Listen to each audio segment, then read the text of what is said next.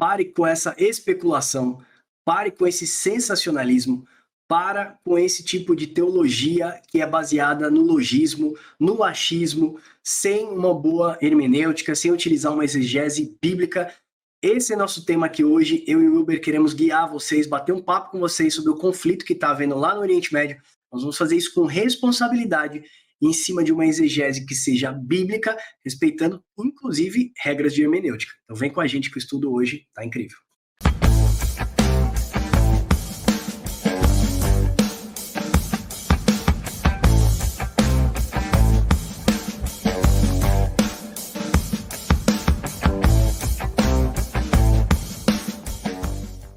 Vamos lá, Wilber. Parece que essa semana a gente prometeu que a gente não ia gravar sobre esse tema. A gente não gosta de pegar onda em cima de notícias, porque isso se torna uma especulação para crescimento de canal, para visualização, até mesmo para monetização, e a gente não trabalha com essa linha. O objetivo nosso, tanto aqui do Papo com Deus quanto do Instituto, é edificar a igreja. Mas a gente tem que dizer que esse tema de Israel e Palestina, que já é um tema antigo, não tem nada novo nisso, ele se tornou e tomou uma proporção muito grande. A gente tem recebido mais mensagens para avaliar lives, para avaliar o que outros autores, intérpretes têm feito nos outros canais, que para a gente se tornou um incômodo. Então, para a gente ficou mais fácil a gente abrir esse tema aqui agora, para a gente poder bater um papo com o nosso pessoal, inclusive para abrir para perguntas e respostas também. Seja bem-vindo, meu parceiro. Então, exatamente, foi um assunto que chocou o mundo, o que ocorreu no último final de semana. A gente, como igreja, está orando pelos que estão lá, não como ore pela paz de Israel. Temos que orar pela paz de Israel, com certeza, mas como temos que orar pela paz de todas as nações que têm cristão e que têm seres humanos que são a imagem e semelhança de Cristo. Então, foi um assunto que é bem indigesto de comentar. Como o Max falou, a gente não gosta de fazer assuntos sobre esse tema, a gente não gosta de usar o hype, a mídia, desse tema para ganhar inscritos. A gente não se sente bem, por isso que a gente sempre espera um pouco a mais o tema abaixar a poeira, para a gente tentar levar uma mensagem de conforto e teológica para as pessoas, e a gente está nesse bate-papo aqui para tentar esclarecer algumas coisas. Verdade. Olha só, pessoal, quantas lives já saíram? Tem canais aí de pessoas que a gente segue, de pastores que arrastam mais de 3 milhões de pessoas no YouTube. Esse cara já fez umas 5 lives em 5 dias. Basicamente, ele faz uma live por dia. E às vezes eu tenho que entrar nessas lives para ver o que esse pessoal está falando, está trocando. Eu perco muito tempo, a gente perde muito tempo aqui no Instituto para a gente gerar conteúdo para vocês, para a gente ver conteúdos que são especulativos, com uma teologia que ela não é feita em cima de uma exegese bíblica. Ela é feita, na verdade, Wilber, em cima de algumas profecias que, inclusive, das quais já até se cumpriram. Quando eu passar essa bola para você, eu vou abrir aqui o nosso livro. Nós temos um livro que está indo para a editora nos próximos dias, chama-se Interpretando o Apocalipse, e nós queremos falar depois do capítulo que a gente vai falar das profecias que se cumpriram.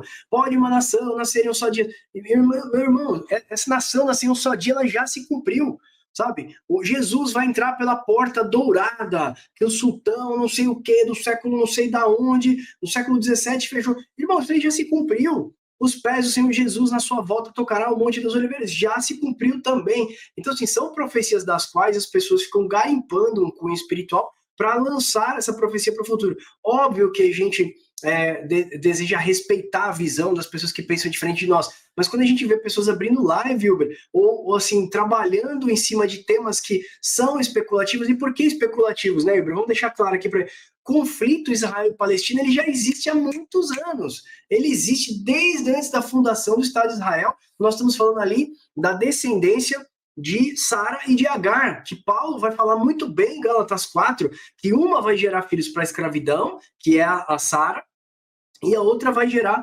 filhos para a liberdade, que é Israel, que é de cima. Então, assim, a gente já sabe que as promessas de Deus estão sobre a nova Jerusalém que desce do céu, Apocalipse 21, 9. Se é sobre a nova, é porque as promessas não estão mais sobre a de baixo. E as pessoas tendem a abraçar o contexto e o conceito americanizado, vamos dizer assim, popularizado, muito por Jonathan Reagan, por Tim LaHaye. Deixa eu pegar outros expoentes aqui que nós estávamos falando aqui. Peraí, olha só, John Reagan, né, que ele veio aí com tudo sobre Jerusalém, falando que Jerusalém é o relógio de Deus para o mundo. Tim LaHaye, você já conhece o filme Deixados para Trás, que popularizou, é uma visão bem dispensacionalista. Aliás, nem todos os irmãos dispensacionalistas são tão radicais assim. Chuck Missler, Derek Prince, né? Nós temos aí Joel Rosenberg, e você falou, acho que Hal Lindsey, né? Hal Lindsey. Hal Lindsey. Nós estamos falando aqui de expoentes, pessoas que lançaram livros, que lançaram filmes, que popularizaram através da igreja americana, os televangelistas americanos, e isso desembarcou no Brasil aqui na década de 60, de 70, logo após 1948, logo após, na verdade, a grande perseguição que os judeus tiveram através da Alemanha nazista, depois popularizou no Estado de Israel, e isso depois fortaleceu o movimento americanizado, né, que é um movimento que vem do dispensacionalista, vem também da Bíblia Anotada de Scofield. A gente sabe que tem muitos textos comentados sobre Israel ser o centro do universo. Olha só, irmãos, Deus sempre teve uma promessa para o povo judeu. O povo judeu era a videira de Deus para o mundo, mas o povo judeu não deu os frutos, Hilber, para todas as nações. Então, Deus faz o quê? Manda o seu filho, que agora não é mais a videira era Jerusalém, agora o seu filho é a figueira era Jerusalém. Olhe para a figueira, vejam a figueira era Jerusalém. Agora quem que é a nova árvore, né? Vamos dizer assim, o relógio de Deus para o mundo, é a videira, e aquele que não está nele, ele corta. Quem está em Cristo não dá fruto, ele corta, né? A parábola da videira, ele corta e lança no fogo. Jesus, sim, através da igreja, conseguiu trazer frutos para Deus, porque a videira, ela não deu frutos. Você sabe que Jesus passa por um caminho 3 vezes, e a figueira está sempre seca, não dá frutos. Então Jesus vem e amaldiçoa aquela figueira. Da mesma forma, a Bíblia vai dizer que Deus, então, vai tirar o reino da mão dos judeus e entregaria um outro povo, e esse povo, então, daria muitos frutos. Ou seja, essa questão de que o povo judeu é o povo escolhido de Deus, foi através de lá que foi levantado o Messias. Deus tinha uma promessa para Abraão, foi da descendência ali do povo judeu que viria um Cristo messiânico, mas uma vez que se concretizou, que tudo foi consumado na cruz do Calvário, e nasce a igreja, que agora é feita sim de judeus, mas também de gentios, né? Muito mais agora de gentios, porque invadiu o mundo inteiro. Agora as promessas de Deus, o Israel de Deus, a plenitude do povo de Deus está sobre a igreja. Essa dicotomia de povos, o que Deus uniu na cruz do Calvário, esses homens, como Kenneth Reagan, tentou separar isso aí na década de 60, 70 e 80, isso popularizou, isso desembarcou aqui no Ocidente também. E as nossas igrejas adotaram essa visão, que é uma visão dispensacionalista, confere? Exatamente. Então, o que está acontecendo? O que a gente pode perceber, né? Que Deus tinha um povo escolhido no Antigo Testamento, tá? E esse povo, ele foi feito uma transição, ele foi passando o tempo, desse povo vinha o Messias, vinha Cristo, e a partir de Cristo, todos os povos da terra se convergiam a ele. Então, o que acontece? Você vê que há uma transição de alianças. Hebreus vai falar isso. Então, a gente percebe que o que está acontecendo? As promessas eram para Abraão e sua descendência. Quando fala da descendência de Abraão, não está falando de uma descendência da carne, mas sim de Cristo, e agora a promessa está no descendente. E nós somos descendentes de Abraão por meio de quê? Por meio da fé. Então, a promessa passou a ser após Cristo por meio da fé. Paulo vai falar isso em Efésios, né? A cruz, ela vai juntar os de perto e os de longe. A gente antes éramos inimigos da cruz, mas agora, pela morte de Cristo, ele nos trouxe para perto e formou uma cidade com judeus e com gentios. Então, o que era exclusivo para Israel no Antigo Testamento era um período transitório até vir Cristo, ele morrer e ressuscitar, e agora convergir para ele todos os povos. Maravilha. Olha só, o que o Wilber está falando, eu vou traduzir aqui, depois, se você quiser, não sei como, Wilber, a gente poderia deixar o download para eles, puxando para cá. A gente já fez um estudo sobre isso, a gente já falou sobre esse tema. Aqui a gente vai denunciar, aqui, inclusive, o livro de Jonathan Reagan, Em Defesa de Israel, dizendo que Israel é o relógio de Deus. Então, esse livro realmente popularizou essa visão, e é uma visão errada. O relógio de Deus para o mundo é Mateus 24, nós vamos mostrar isso para vocês. o que antecede a volta de Cristo. Nós vamos falar isso também para vocês. Deixa eu puxar aqui, ó. Quem é o povo santo das promessas de Deus, filhos de Abraão? Aqui, ó. Olha só. Então você sabe que o povo judeu tinha a missão de ser luz para as nações. Só que eles não deram fruto. Então, o que Deus fez? Ó, Mateus 21:43. Portanto, vos digo que o reino de Deus vos será tirado e será entregue a um povo que lhe produz os respectivos frutos. Os judeus não deram frutos, eles rejeitaram os profetas, eles rejeitaram os que foram enviados, eles rejeitaram Jesus. Por isso, o próprio Jesus disse que o reino seria tirado, entregue a uma outra nação. E que nação é essa, irmãos? 1 Pedro 2, 9 e 10. Olha só o que Pedro vai dizer. Vocês, porém, são raça eleita, sacerdócio real, nação santa, povo de propriedade exclusiva de Deus, a fim de proclamar as virtudes daquele que vos chamou das trevas para a sua maravilhosa luz. Vós sim, que antes não eram povo, nós não éramos povo de Deus, mas agora sois povo, que não tínhamos alcançado misericórdia, mas que agora nós alcançamos misericórdia. Então, irmãos, nós respeitamos o povo judeu. O povo judeu carece das nossas orações. Nós estamos aqui para dizer assim, ore pelo povo judeu, sim, mas o povo judeu não é o relógio, Israel não é o relógio de Deus, ok? O povo judeu ali, isoladamente, não é o povo de Deus. O que é o povo de Deus, Hilber? Judeus e gentios no corpo de Cristo. Esse é o Israel de Deus. Quem é o Israel das promessas?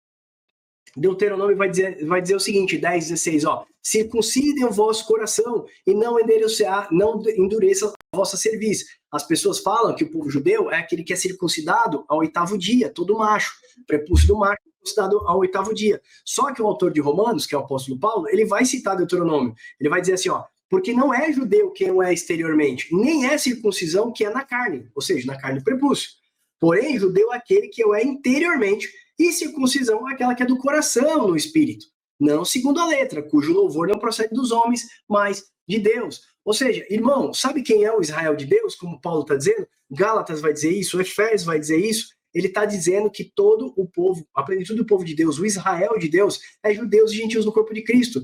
Tanto importa agora, seja grego, seja judeu, seja gentil, Israel, ou Israel não, Hilber, na cruz de Cristo existia 2 homens e a cruz de Cristo no meio, era um símbolo das 2 testemunhas, era um símbolo do antigo e o novo pacto, né? O povo judeu e o povo gentil. Um recusou o Senhor ali na cruz, ainda blasfemou, e o outro abraçou Jesus. Lembra-te de mim quando entrares no teu reino. O que Deus está mostrando? Jesus veio para as duas, para as 2 etnias, ou para as 2 gerações, ou para as 2 alianças, e mesmo assim, o povo judeu, naquela época, em sua plenitude, as autoridades religiosas negaram o Messias, julgaram o Messias, condenaram, mataram o Messias na madrugada, né? Assim, julgaram na madrugada e depois condenaram o Messias à morte, ali na cruz romana. Então, irmãos, assim, é um símbolo de que judeus e gentios estavam presentes também na crucificação de Jesus. E hoje, existem judeus convertidos ao Senhor? Existe sim. Existem judeus da antiga aliança? Existe sim. Existe também gentios, e gentios da antiga e da nova aliança? Existe. E quem é a plenitude do povo de Deus? Como o autor de Romanos está falando, todo aquele que circuncidou o seu coração, esse é o povo de Deus. É a metanoia, é o arrependimento, é aquele que nasceu da água e do Espírito. Por que água é Espírito? A água como a palavra de Deus, que nos purifica de dentro para fora, de fora para dentro. E Espírito, aquele que recebe a mensagem do Espírito Santo na sua mente, muda também o seu coração. Uma vez que existe metanoia, mudança de mente, existe mudança de comportamento, mudança de atitude também. Concorda, Igor? Exato. E eu acho que o ponto principal, né, a gente fez essa exposição para entender que o fim dos tempos ele já começou, mas ele já começou desde quando foi falado lá em Atos, né? Pedro vai fazer o discurso de Joel lá em Atos, mostrando que o fim dos tempos começou. E o que a gente quer mais bater na tecla aqui são de pessoas que pegam o sofrimento alheio, pegam a vida alheia e tenta fazer uma teologia, tenta fazer conteúdos sensacionalistas, tentam capitalizar em cima da dor do próximo. E isso, como cristão, a gente não pode tolerar. Aqueles que tentam fazer a capitalização em cima da dor do próximo, como o Marcos falou, 5 lives sobre o tema, falando sobre como que vai ser a guerra de tal lugar com tal lugar, a Rússia vai entrar aí agora e aí vai ter mais morte. Então, levando um caos, um alarmismo desnecessário, porque, como a palavra de Atos fala, o fim dos tempos já começou. E o fato do fim dos tempos já terem começado não quer dizer que Cristo não esteja reinando, tá? Quando você vai lá em Apocalipse 4, o que acontece? João, ele vê uma porta, né? E ele vai ver uma porta aberta no céu. E quando ele vai no céu, ele observa que o trono tem um cordeiro. E o cordeiro está reinando sobre esse trono. Ou seja, por mais que o Império Romano estava ali oprimindo, subjugando, as igrejas, algumas delas estavam apostatando da fé, se aliando com o Império Romano, João, ele vê o quê? O céu aberto e vê Cristo reinando. Ou seja, por mais que as coisas aqui agora estejam parecendo fora do trilho, a gente tem que entender que Jesus, ele está reinando, o noivo está reinando e em breve vamos estar com ele. Verdade. Irmãos, eu até me recompor, Iber, eu vou pedir perdão, porque eu fiquei nervoso por causa dessas lives sensacionalistas, sabe? Que não coloca o povo cristão, na verdade, no foco central, que é na confiança, na fé, na esperança em Deus, né? E, na verdade, eles geram um grande burburinho e todo mundo fica apavorado, né? Pessoas me ligaram também, da minha própria família, desesperados por causa da guerra e tal, e eu sabe, o que me deixou chateado, Wilber, foi quando eu vi aquelas 40 crianças que foram mortas, né? Degoladas. E aí eu vejo a pessoa marcar uma live logo na sequência para falar sobre o tema, e aí eu vi pessoas dando dinheiro, não sei como é que fala lá quando dá doação, superchat. Cara, aquilo me acendeu uma ira gigantesca, porque nós estamos falando de bebês que perderam a sua vida, e o cara tá ali fazendo uma live e as pessoas, tudo bem, às vezes nem é culpa dele, mas as pessoas estão dando superchat porque ele tá falando aquilo que eles querem ouvir, sabe?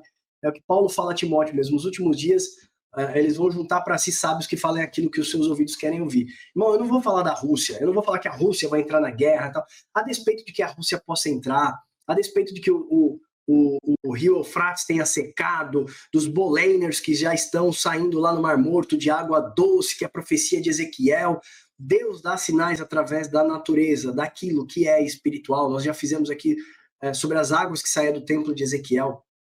A gente entende que é o inundar da palavra de Deus através da igreja que está chegando a todas as nações, que está frutificando, gerando árvores, né?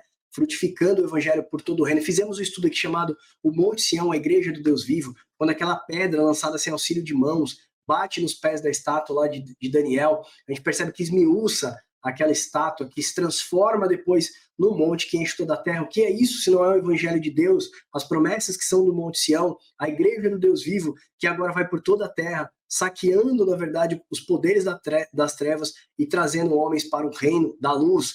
Você vê que a pedra lançada sem auxílio de mão é Jesus, e Jesus já bateu nos pés da estátua, Jesus já ascendeu ao céu, e quem cumpre agora todas as profecias é a igreja, que está indo por todo mundo. Aquele monte se torna grande e enche toda a terra, que aquele monte é não ser a igreja que está expandindo, fazendo id, levando o evangelho a todas as nações e trazendo homens ao arrependimento. Então essas profecias todas, elas já estão se cumprindo, elas já fazem parte daquilo que Cristo fez, e Cristo falou assim, ó, já está consumado, não tem mais nada para ser consumado. Irmão, não espere uma profecia que há de vir.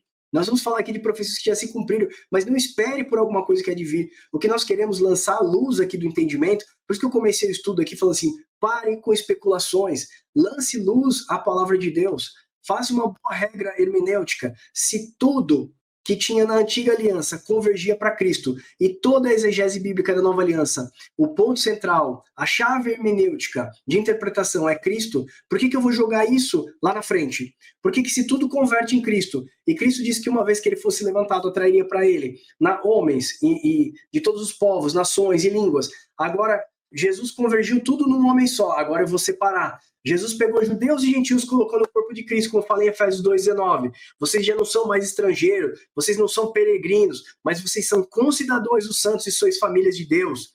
Efésios 2,11. Vocês lembram-se que, outra vez, vocês eram gentios na carne, chamados de incircuncisos, hein? Por aquele que se intitulam circuncisos na carne, pelos judeus, olha, ele está falando. Mas vocês agora são o quê? Agora, vocês estavam sem Cristo, vocês eram separados da comunidade de Israel, vocês estavam estranhos às promessas, mas em Cristo Jesus, agora vocês foram aproximados. Ou seja, Jesus vem de braço aberto, pega judeu, pega gentil, une na cruz de Cristo. Aí vem o povo, que somos nós, vamos dizer assim, uma visão mais dispensacionalista, eu não quero abraçar todos aqui para não ser leviano, e a gente começa agora a fazer dicotomia de povos. Cristo uniu, agora eu vou lá e separo. É como aquele monte que tinha no tempo de Herodes. Existia um muro, né, Hilber, que separava o pátio dos judeus para o pátio dos gentios. Chamava-se Soreg. Era um muro que separava. Deixa eu compartilhar com vocês aqui para vocês verem. Isso aqui é advindo de vários estudos nossos, tá? Então eu vou pegar aqui, ó. Aqui era o pátio, por exemplo. Ó. Aí o que os judeus fizeram? Fizeram esse muro aqui, ó. Esse muro aqui. Bacana esse muro, né? Só que os gentios ficavam lá de fora. E só os judeus podiam entrar aqui pro lado de dentro, ficar mais próximo do santo, dos santos dos santos. Ou seja, o autor de Efésios também vai dizer, o muro que separava já não separa mais. Cristo derrubou esse muro na cruz de Cristo. E esse muro existia ainda. Mesmo depois que Cristo morreu, o autor de Efésios ali, e o autor de Hebreus está dizendo que esse muro não separa mais. Esse muro foi derribado, mas peraí, Jesus tinha ascendido aos céus e o muro ainda estava ali, mas 70 depois de Cristo não ficou pedra sobre pedra. E aquilo que Deus destruiu, os homens estão tentando criar, Hilber. Sabe? Se toda a chave hermenêutica é Cristo, por que as pessoas estão saindo de Cristo? Se tudo se converge, judeus e gentios no corpo de Cristo, Israel, a plenitude do povo de Deus, é o Israel de Deus, circuncisado ou não, todo aquele que circuncidou seu coração agora é a plenitude do povo de Deus, a gente vai e separa. A gente faz dicotomia de povos. Judeus de um lado, gentios do outro. Não, Deus vai tratar Israel de um jeito. Deus vai tratar Israel de Deus. Irmãos, é óbvio que todo aquele que não se arrepende, ele sofre sanções. Mas nós estamos falando de uma guerra que é uma guerra de mais de 3, 4 mil anos de história. Só a igreja tem 2.000 anos. Eu acho que até Abraão ele tem uns 2 a 3 mil anos. Não me falha a memória, né, Hilber? De 2 a 3 mil anos. Nós estamos falando de mais de 4 mil anos de história de guerra, irmãos. Entre a descendência de Sara e a descendência de Agar. A gente sabe que o objetivo do Hamas não é um território, ele tem um objetivo de extermínio do povo judeu. É totalmente diferente. O objetivo dos caras é diferente. E nós não estamos aqui para falar de política com vocês. Nós estamos aqui para trazer vocês novamente para o centro da palavra. Que a chave hermenêutica é Cristo, sim. As promessas se cumpriram em Cristo, sim. O povo de Deus, não existe judeus e gentios, agora é o Israel de Deus, todo aquele que circuncidou o seu coração, sim. As promessas não estão mais naquela Jerusalém, meu irmão. Independente se aquela Jerusalém vai construir o terceiro templo, independente se eles fizerem lá sacrifícios de animais ou não, não está mais sobre aquela Jerusalém. Ok? Nós não queremos aqui entrar no mérito se aquela Jerusalém e mais a fundo na questão de Jerusalém, mas eu quero dizer para você, Deus já cumpriu as suas promessas para aquela Jerusalém. As promessas agora, se você olhar, são espirituais, são para Jerusalém que é de cima. Estabelecerei vocês novamente no seu lugar. O nosso lugar é a Jerusalém que é celestial. Paulo fala que a nossa pátria não é daqui. Nós somos embaixadores de uma cidade que vem de cima. É a nova Jerusalém que desce do céu, Apocalipse 21, 9. A noiva do Cordeiro se torna esposa do Cordeiro, depois ela desce ataviada como uma cidade onde Deus vai habitar para a eternidade. Você é a cidade na qual Deus vai habitar para a eternidade. Você é a nova Jerusalém que desce do céu. Certo, Hugo? Certo, exato. E o que eu fico chateado, né, é que essa mesma pessoa, se eu não me engano, há 2 anos atrás, ela abriu essa mesma live falando que a guerra da Ucrânia e da Rússia, que todo mundo já se esqueceu, mas ainda está acontecendo, era o tempo do fim. Se passou 2 anos, ele ficou capitalizando em cima dessa guerra dos ucranianos contra os russos, dessa invasão autoritária do Vladimir Putin, e não aconteceu o fim. Agora é, de novo, uma situação extrema, uma situação de calamidade, uma situação em que a gente gostaria que o mundo não estivesse passando, e, de novo, vem essa afirmação teológica. Então, parece que a teologia é baseada não no texto bíblico, mas baseado na quantidade de guerra que acontece no mundo. Então, se caso o conflito agora abaixar os ânimos, o conflito se esfriar, e daqui a 4 anos tiver um novo conflito, sei lá, Argentina e, vou dar um exemplo, Venezuela, vai tentar fazer uma teologia em cima do conflito Argentina e Venezuela. Então a gente percebe que não está usando a palavra de Deus, mas está usando as guerras que acontecem no mundo e tentar encaixar as palavras de Deus dentro desse contexto de guerras e não ao contrário, né? Verdade. O Igor falou muito verdade. Deixa eu também converter aqui para vocês. Nós fizemos esse estudo aqui chamado Os Últimos Dias. Por que eu estou mostrando isso para vocês? Porque o profeta Joel, ele fala que nos últimos dias derramarei do meu espírito, né? Só que o apóstolo Pedro, no seu discurso, ele vai dizer que os últimos dias ali de Joel começou a se cumprir em Atos dos Apóstolos. Então faz 2000 anos que nós estamos nos últimos dias. Faz 2000 anos que a gente já tem apostasia entrando no meio da igreja. Parece que não. Deixa eu falar para vocês. De 27 cartas do Novo Testamento, 26 delas, tirando somente a carta a Filemão, 26 delas fala de falsas doutrinas no meio da igreja. Então a gente percebe que tem muitas coisas que você está aguardando que vai acontecer, mas já aconteceram. A estrela absinto que cai do céu, cai nas águas, torna as águas amargas. Nós já mostramos para vocês que nós acreditamos que águas é o que purifica o homem, tanto de dentro para fora quanto de fora para dentro. A Bíblia vai comparar várias e várias vezes água com a palavra de Deus. Por isso que nós precisamos nascer da água e do Espírito. Uma vez que essa estrela cai e ela torna as águas amargas, ela mostra a apostasia. A mistura do Evangelho de Cristo com tanta porcaria que tem hoje em dia aí, tantos contos heréticos. Então, o que a gente precisa tomar cuidado nos últimos dias? Acautelai-vos que ninguém vos engane. E agora eu vou entrar em Mateus 24 com vocês para a gente fazer essa interpretação. Mateus 24, verso 3. No Monte das Oliveiras, os discípulos chegam para Jesus e falam: Jesus, quando vai acontecer que Jerusalém vai ser destruída? Quando vai acontecer o fim dessas coisas todas que o Senhor está falando? E Jesus vai vir aqui, ó, ele vai começar aqui, ó, quer ver? Acautelai-vos que ninguém vos engane. O que é o enganar? É induzir você ao erro, é desviar você do caminho. Aí você cata essa live aí, bendita, ou você cata essas chuva de informação que tem aí, e o cara vai ficar falando, não, se a Rússia entrar o negócio vai ficar pequeno, tal. Ontem me ligou um sócio meu de São Paulo e ele começou a falar assim para mim, cara, agora o bicho pegou. Agora vai dar ruim, Max. O mundo tá acabando. E eu tava entrando na aula de casais. A gente administra aula para casais. E aí ele começou a me importar, você tem que ver essa live agora, checkmate. Agora é checkmate para Israel e o mundo tá pós-Covid, não sei o que e tal, e o mundo vai catapultar. Eu falei, graças a Deus, cara, porque se o mundo acabar, a esperança da minha glória é que o mundo acabe mesmo. Que Jesus vem para passar a régua. Ele, que isso, rapaz? Eu falei, lógico, eu não amo o mundo. Né? Aquele que ama o mundo, o amor do Pai não está nele. Então, é que eu sei que o mundo não vai acabar agora, mas eu queria muito que acabasse agora. Que Jesus já passasse a régua e a gente já passasse para o estado da eternidade.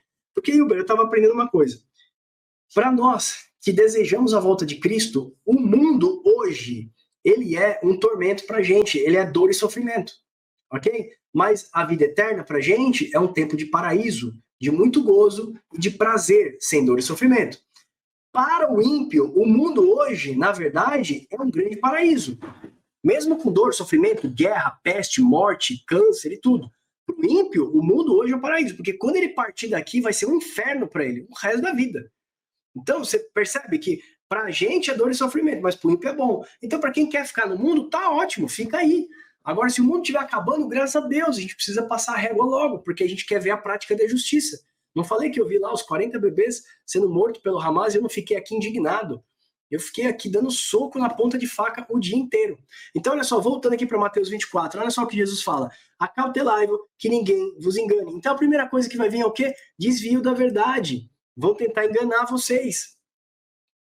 Então, ó, vão vir muitos em meu nome, já vieram muitos no nome de Cristo. Aliás, vamos fazer um paralelo aqui. Ô, Hilber, parece que o nome Palestina ele veio da derivação de um nome chamado Filistina, foi dado pelo imperador Adriano entre 132 e 135 depois de Cristo, de uma guerra que teve ali contra os judeus, né, uma revolta que teve dos judeus após a destruição do templo 70 depois de Cristo. Os judeus tentaram novamente o movimento ali através de um judeu chamado Bar Kokhba. Isso, Bar Kokhba. Eu até tinha anotado o nome dele aqui em hebraico, eu queria fazer uma menção, mas eu acabei esquecendo. Então, assim, o Adriano toma novamente ali aquela rebelião, e aí ele fica com tanta bronca. O que ele quer fazer, Hilber? Ele quer mudar o nome ali, exatamente para o inimigo dos judeus, que eram os filisteus, tanto que a letra P e a letra F, parece que no hebraico ela é muito parecida, então ele ficou se chamando Filistina, transliterando para a gente aqui Palestina, é isso mesmo? Isso, a gente pode fazer um panorama histórico sobre isso rapidinho. O que acontece? Né? Então, no período romano, como o Max falou, após a revolta judaica contra esse domínio romano, essa revolta foi conhecida como a revolta de Bar Kokhba, né? Que o Max citou, 132 a 135, 136 depois de Cristo. O imperador romano, chamado Adriano, tomou algumas medidas para suprimir a identidade judaica naquela região. E o que ele fez para suprimir essa identidade judaica na região? Ele renomeou a província da Judéia de Síria-Palestina, e com o objetivo de descaracterizar os judeus nessa região. Porque antigamente, para você descaracterizar uma pessoa, uma cultura, você começava com a mudança de nomes, com a mudança de línguas, introduzindo uma nova língua. por aí vai. É assim que era feito as mudanças culturais. Por isso que levava as pessoas para exílios em outras cidades. No caso, por exemplo, o exílio assírio. Por que levava exilado? Porque pegava um grupo daquele país, daquela etnia, levava para uma outra etnia e fazia uma mistura. E aí essa pessoa era descaracterizada, perdia o sentimento de nacionalismo. Então, nesse período romano, pelo imperador Adriano, aquele território começou a se chamar de Palestina. Um pouco após, durante o período bizantino e o período islâmico, né, o nome da Palestina continuou tendo esse uso, tá? Durante o período babilônico e o período islâmico, como falamos. Depois, quem dominou a região foi o Império Otomano. E esse Império Otomano ele dominou até a Primeira Guerra Mundial, 1914 a 1918, né? Com a queda do Império Romano, a região que era a Palestina ficou a mando dos britânicos.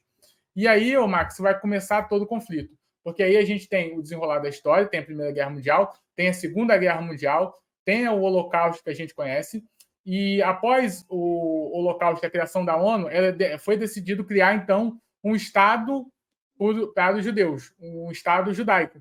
Só que também foi debatido nessa organização, nessa reunião, também criar um Estado palestino. Qual era a ideia? Primeira, criar um Estado judaico, criar um Estado palestino na Palestina e deixar Jerusalém como uma zona internacional. Ou seja, não é nem de judeus nem de palestinos, é do mundo, Jerusalém, um patrimônio mundial, por exemplo. Só que os palestinos não concordaram, porque eles não queriam, eles não querem a formação de um Estado judaico lá. Eles querem exterminar os judeus. E não só os judeus, tá?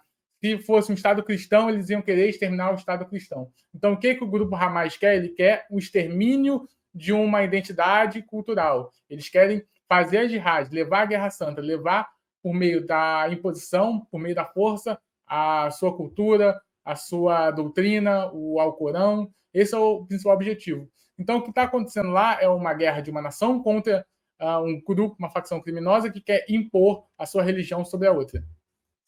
Verdade. Pessoal, fica com a gente, eu vou acabar agora, mas é o mais importante desse bate-papo que a gente está fazendo, é isso que nós vamos fazer aqui agora, ok? Vamos para cá. Olha só, olha o que Jesus vai falar assim, ó, certamente ouvireis falar de guerra e rumores de guerra, nós estamos falando em Mateus 24, verso 6. Certamente, deixa eu traduzir isso, hashtag Bíblia no dia de hoje de Max e Uber, ó. Cara, vocês vão ouvir falar de guerras e rumores de guerra, caras. Olha o que ele fala. Não se assustem, porque é necessário que aconteça. Então, não se assustem. Por que você está ouvindo essa live e está ficando apavorado? Porque certamente você vai ouvir falar. Jesus ainda é super simpático, é gentleman, né? Se fosse eu falar, bicho, você vai ouvir falar, cara. Relaxa, calma, é normal. Esse é o índice da maldade do homem, ok? Então você vai ouvir falar. Mas vai acontecer, mas ainda não é o fim. Porquanto se levantará nação contra nação, reino contra reino, haverá fome, terremotos, vários lugares. Olha os 4 cavaleiros do Apocalipse, estão cavalgando. Cavalgaram lá em Ezequiel, cavalgaram lá em Zacarias, está cavalgando aqui no Apocalipse. Você vê que todas as vezes que o índice da maldade ascende até Deus, os 4 cavaleiros do céu são soltos. É os juízos de Deus que descem sobre toda a raça humana. Olha lá, vários terremotos em vários lugares. Porém, tudo isso ainda é o quê? Princípio de dores. Ó, é o início das dores ainda. Você nem viu o que vai acontecer. Como princípio de dores, a gente tem que dizer que Jesus faz a comparação com uma mulher numa dor quando ela está para dar luz a um filho, ok? Então, como dores de parto.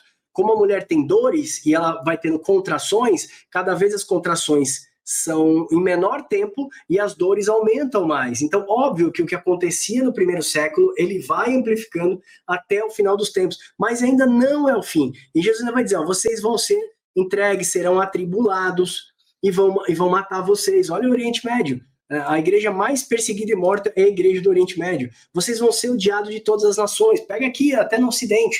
Você pega os movimentos ideológicos aí hoje, eles odeiam a igreja. Você vê as manifestações e fala assim, nós odiamos a igreja, nós odiamos a Bíblia. O que eles estão dizendo? Nós odiamos a lei de Deus, porque se não existir lei, nós podemos fazer aquilo que a gente quer. Uma vez que existe lei, nós não podemos fazer tudo o que a gente quer. Vocês serão entregues nas nações por causa do meu nome. Nesse tempo, muitos hão de se escandalizar. Deixa eu pegar esse verso aqui. Você está achando que escandalizar é ficar... Não, olha só que se escandalizar. Nesse tempo, muitos serão como pedras de tropeço. Muitos farão pessoas caírem. Muitos farão pessoas abandonarem da fé. Ó quantos falsos mestres, falsos pastores. Por isso que nós falamos, o que marca a chegada do fim é apostasia, não é guerra. Paulo fala, não virá o fim antes que venha a grande apostasia e se manifeste o filho da perdição. Então, antes do anticristo chegar, tem uma apostasia enorme no meio da igreja. E não tem hoje? Olha aqui quantas, ó. Um monte de apostasia. Você tem o que dentro dos púlpitos? Motivação, evangelho do bem-estar, coach, PNL, vamos lá, que mais aí? Teologia liberal, teologia secularista. Temos um pluralismo gigantesco no meio de grandes etnias, de etnias religiosas, né, facções religiosas entrando no meio da igreja. Então, irmãos, se escandalizar que Jesus está dizendo aqui, muitos serão como pedra de tropeço. Vocês se trairão, odiarão uns aos outros, vão se levantar muitos falsos profetas. Meu Deus, abre aí o Instagram, você vai ver de quilo. Você vai ver de quilo as profecias, um monte de falsos profetas. E por se multiplicar a iniquidade do amor, e o amor de muitos se esfriará. Iniquidade, o que é iniquidade? Iníquo é todo aquele que pratica o pecado. Iníquo é aquele que vive na transgressão da lei. Quem transgride a lei é iníquo. Quem preserva as leis de Deus é considerado justo, que anda na prática de justiça. Então, por se multiplicar a iniquidade dentro da igreja, cheio de gente iníqua, cheio de gente que está aprendendo a verdade, mas não está botando em prática. Por isso que Cristo fala, vocês ouvem, mas vocês não colocam em prática. Vocês me chamam de Senhor, mas vocês não me obedecem. Dentro da igreja a gente vê isso. Você chega para alguém dentro da igreja e fala, você orou a semana? Ih, não. Você orou 5 dias a semana? Não. Você leu a Bíblia uma vez a semana? Não. E como que ele vai lutar contra a iniquidade, irmãos? Num mundo que é caído, num mundo que é iníquo. Então, a iniquidade está dentro dos templos, ele não está fora, não. O aumento da maldade está do lado de fora, a gente vê nessa guerra, os terrores dessa guerra. Mas a iniquidade já invadiu os nossos templos também. O amor se esfriará de quase todos. Porém, aquele que perseverar até o fim será salvo. Opa, para Jesus falar que aquele que perseverar até o fim, tem gente que não vai perseverar. Tá aí, se você é calvinista, cadê o quinto ponto do calvinismo? A perseverança dos santos aí da sua tulipe? A perseverança dos santos. Se você acredita que salvo uma vez, salvo para sempre, ok.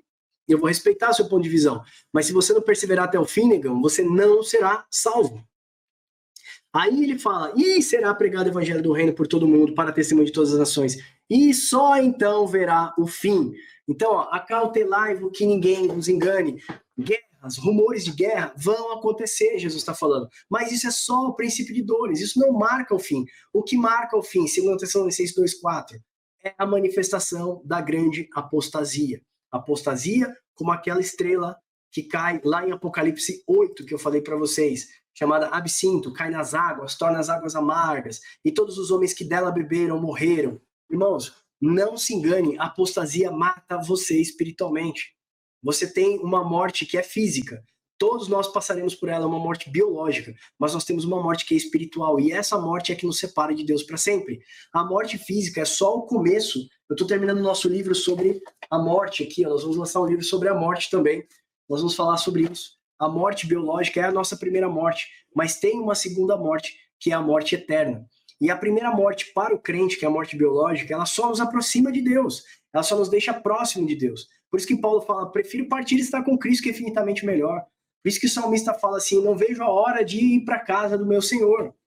Por isso que todos aqueles santos da antiga e da nova aliança, eles regozijavam de morrer e estar na presença de Deus. Os mártires davam a sua vida para estar na presença de Deus. E hoje o cristão do século XXI morre de medo de morrer. Sabe por quê? Hilber, nós somos apaixonados por esse mundo, por essa grande Babilônia que em Apocalipse 18 diz que vai cair. Exato. A gente quer colocar mais fundamentos na Babilônia, achando que a gente consegue evitar o que já foi decretado por Deus lá na cruz do Calvário, né? Então a gente tenta colocar mais coluna, mas não adianta. A Babilônia vai cair. Os prazeres dessa vida não pode ser maior do que o prazer de estar com Cristo, de seguir ao Senhor. Igual uma coisa interessante que você falou, né, que é a gente como cristão, a gente está nesse mundo e a gente sofre com as coisas desse mundo, sim, com a iniquidade, a gente olha isso e a gente sofre porque a gente quer que Cristo venha e que o reino seja estabelecido de uma forma plena, né, que nós temos a ressurreição dos nossos corpos e aí nós podemos estar para sempre com Cristo de uma forma pessoal, né? De uma forma próxima, de uma forma com tudo já consumado e de forma plena. Mas o que também nos motiva dentro desse mundo, que é um mundo de sofrimento para o cristão, é justamente a gente saber que a gente resplandece a luz de Cristo aqui. E a gente saber que nós tivemos um Deus que morreu por nós, e por ele ter morrido por nós, a gente vive num luto sim aqui, mas a gente também tem a esperança de levar a palavra de Deus e de levar sorriso, de levar conforto. Não conforto físico, não conforto material, mas conforto de que existe um Deus que está no comando, que é o Cordeiro, que morreu, ressuscitou e agora reina para todo sempre. Então, por mais, de novo, né, repetindo a frase, por mais que as coisas aqui no nosso mundo pareçam estar em desordem, saiba que Cristo nunca perdeu a ordem de nada. Cristo, ele reina, ele governa e ele está controlando, sob o controle de todas as coisas. Nada o que está aqui está fugindo do controle de Cristo. Nada que está aqui está fugindo do controle de Deus. Então, se uma coisa que eu posso te confortar já está consumado. A sua vitória, você já conseguiu a sua vitória, agora falando igual coach, mas você já conseguiu sua vitória na cruz de Cristo. A sua vitória não é sua BMW, não é sua mansão, a sua vitória foi conquistada lá no Calvário. E a gente tem que agarrar com as duas mãos e não soltar sobre essa vitória que Cristo fez por nós. Maravilha. Irmãos, terminando, prometo agora me dar só 3 minutos da sua atenção. Então é o seguinte, pessoal, olha só, se a gente pudesse deixar para vocês uma palavra de conforto e consolação, está consumado em Jesus Cristo. Jesus é a chave hermenêutica, tanto para a Antiga Aliança quanto para a Nova Aliança. Se você lê todos os livros da Nova Aliança, Jesus é a chave hermenêutica. Não espere por uma profecia que é futura, não espere por alguma promessa que ainda vai concretizar. Irmão, tudo foi concluído na volta de Cristo. Nós vamos mostrar isso mais para frente, nós vamos começar a gravar estudos sobre isso também, mostrando uma escatologia inaugurada. Jesus já consumou tudo na cruz do Calvário. O que eu gostaria de deixar para vocês é essa passagem de Mateus 24. Não deixa que... Acautelai-vos, tomem cuidado, não deixe que ninguém vos engane, ok? Tudo isso ainda é o princípio de dores. Se tem uma coisa que eu posso dizer para vocês, quando Jesus vier, irmãos, as pessoas não vão se aperceber. Vai acontecer como foi no dilúvio, vai ser, e Daniel vai falar isso, se eu não me engano, o Wilber até separou esse verso. Vai acontecer como uma inundação, vai ser de uma vez só, repentinamente. E muito provavelmente vai ser um momento de muita paz e segurança para a humanidade, ok? A despeito de que vão construir um terceiro templo, a despeito que vai existir uma guerra que vai ser 5, 10 anos acontecendo, isso nunca foi o tempo marcado, um sinal da volta de Jesus. Jesus disse, essas coisas aqui, esses sinais aqui, são só princípio, e ainda não virá o fim. Mas quando o evangelho for pregado, então virá o fim. Se eu posso dizer para vocês uma coisa que marca a chegada do fim, é a apostasia. Paulo fala isso, Jesus fala da operação do engano, e a gente vê isso com mais frequência. Hilber, finaliza aí então para a gente com uma mensagem de esperança, contando essa passagem de Daniel 9, se não me engano.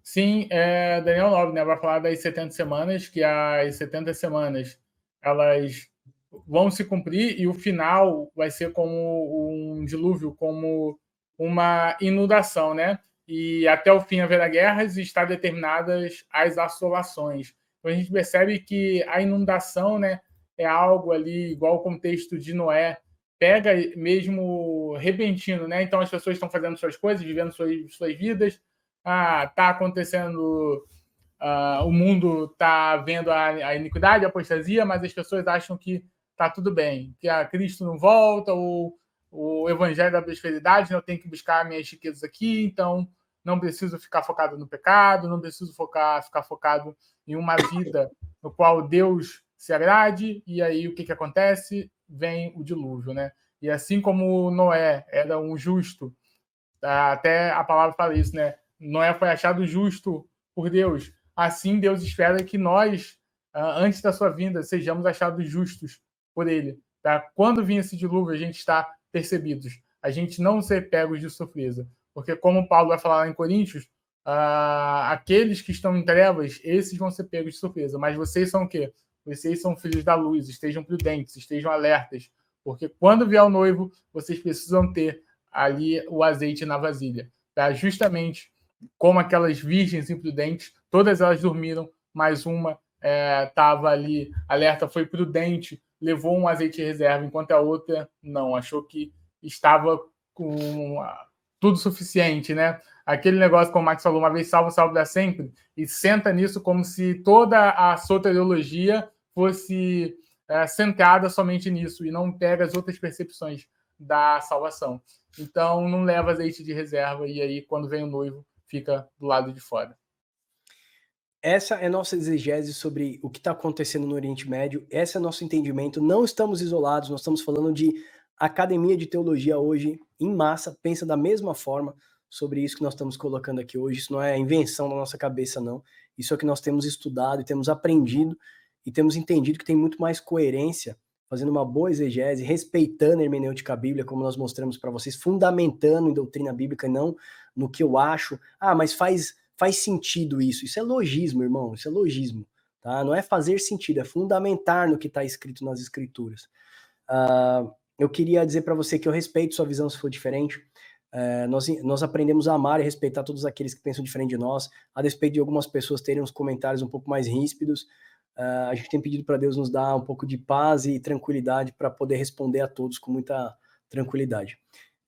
Somos um povo que nós somos devedores do amor de Deus para as outras nações. Somos devedores do amor de Deus para com Israel também.